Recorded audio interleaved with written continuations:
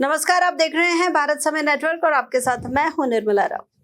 देश भर में आतंक फैलाने वाले लॉरेंस बिश्नोई गैंग की अब जड़ें अंतर्राष्ट्रीय स्तर पर मजबूत होती जा रही हैं। ताजा खुलासे के मुताबिक लॉरेंस बिश्नोई गैंग का नेटवर्क न सिर्फ भारत के 11 राज्यों में फैला है बल्कि पाकिस्तान तक इसके शूटर सक्रिय हैं। लॉरेंस बिश्नोई जो इस खतरनाक गैंग का सरगना है, अब दाऊद इब्राहिम जैसे कुख्यात आतंकियों के कद को भी पार करने की तैयारी में है। नेशनल इन्वेस्टिगेशन एजेंसी की हालिया चार्जशीट में इस खतरनाक नेटवर्क के बारे में काफी चौंका देने वाले खुलासे किए गए हैं। एनआईए की चार्जशीट के अनुसार इस गैंग के पास करीब 700 शार्प शूटर्स हैं जो भारत के साथ साथ पाकिस्तान, कनाडा और अन्य देशों में भी सक्रिय बताए जा रहे हैं। कनाडा में मौजूद लॉरेंस बिश्नोई का खास साथी सतविंदर सिंह उर्फ गोल्डी बरार अभी इस पूरे नेटवर्क को चला रहा है।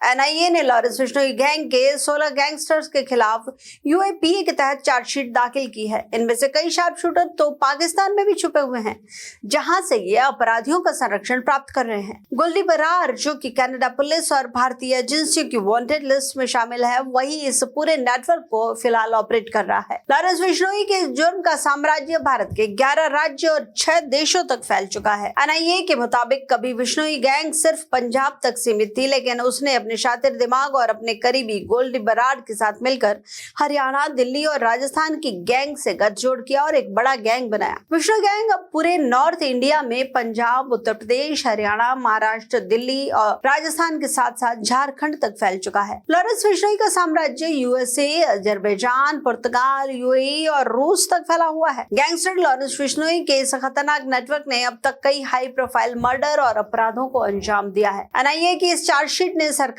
और सुरक्षा की एजेंसियों के सामने एक नई चुनौती खड़ी कर दी है।